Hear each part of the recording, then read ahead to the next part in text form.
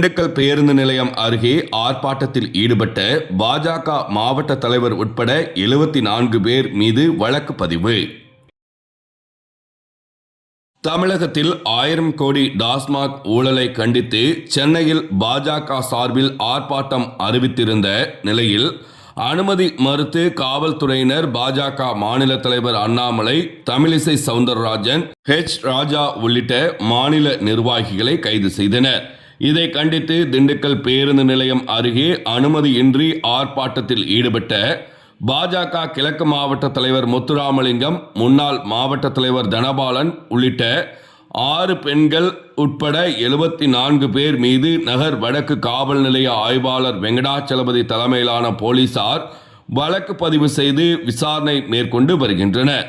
செவ்வாய்க்கிழமை காலை 8 மணி அளவில் நகர் வடக்கு காவல் நிலைய போலீசார் மூலம் கிடைக்கப்பெற்ற தகவல்.